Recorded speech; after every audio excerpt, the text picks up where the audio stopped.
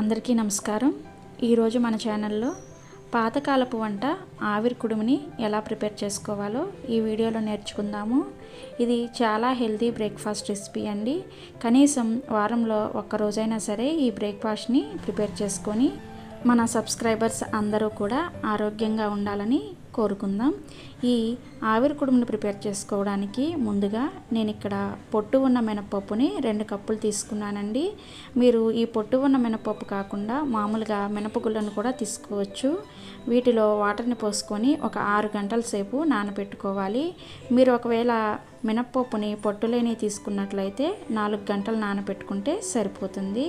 నేను ఇక్కడ 6 గంటలు నానిన తర్వాత చూపిస్తున్నాను చూడండి। పప్పు అంతా కూడా చక్కగా నానిపోయాయి కదా। ఇప్పుడు ఈ పైన ఉన్న పొట్టుని శుభ్రంగా క్లీన్ చేసుకోవాలి।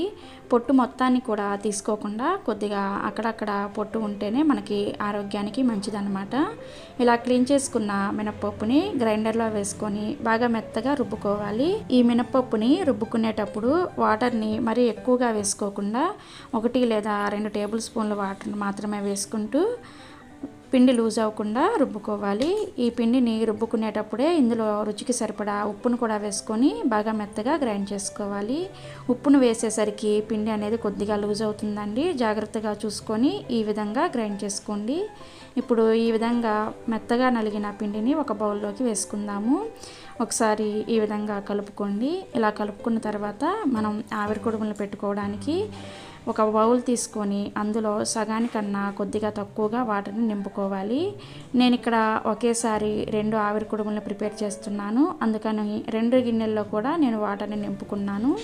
ఈ విధంగా వాటర్ని నింపుకున్న తర్వాత ఒక తడి క్లాత్ని ఈ గిన్నె పైన వేసుకోవాలి।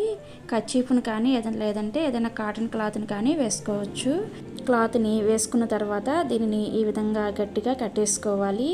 ఏమాత్రం లూజ్ లేకుండా టైట్గా కట్టుకుంటే మనకి ఆవిరి కుడుము అనేది చక్కగా స్టీమ్ అవుతుందన్నమాట।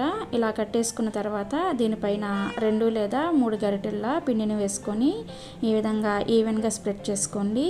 ఈ ఆవిరి కుడుముని మరీ పలుచగా కానీ లేదంటే మరీ మందంగా కానీ పెట్టుకోకూడదు, మీడియం మందంగా ఉండేటట్లుగా పెట్టుకొని ఇప్పుడు తడి చేత్తో ఈ విధంగా ఈవెన్గా స్ప్రెడ్ చేసుకోండి। స్ప్రెడ్ చేసుకున్న తర్వాత పైనుంచి ఈ విధంగా క్లాత్ని కవర్ చేసేయాలి। ఇలా కవర్ చేసేసిన తర్వాత దీన్ని స్టవ్ మీద పెట్టేసి ఒక 10 నిమిషాల పాటు మీడియం ఫ్లేమ్లో ఉడికించుకున్నారంటే మనకి ఆవిరి కుడుము అనేది రెడీ అయిపోతుంది। నేను ఇదే విధంగా 2 ఆవిరి కుడుములను కూడా ప్రిపేర్ చేసేసుకున్నాను చూడండి। ఇప్పుడు స్టవ్ ఆన్ చేసేసి ఈ ఆవిరి కుడుము మీద మూత పెట్టేసి ఒక 10 నిమిషాల పాటు మీడియం ఫ్లేమ్లో ఉడికించుకుందాము।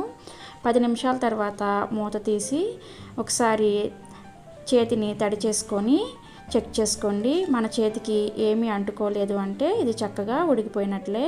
ఇప్పుడు ఈ ఆవిరి కుడుముని తీసేసుకొని సర్వ్ చేసేసుకోవడమే।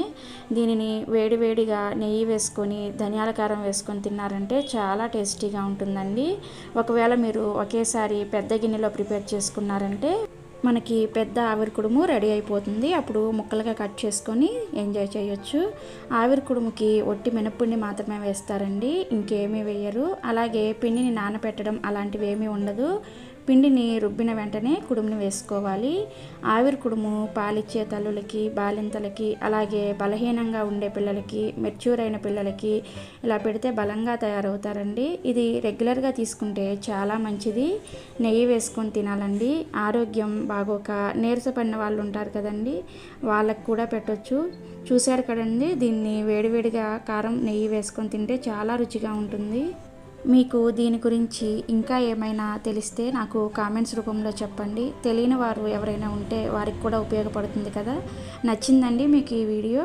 నచ్చితే ఒక లైక్ చేసి షేర్ చేసి సబ్స్క్రైబ్ చేసుకోండి।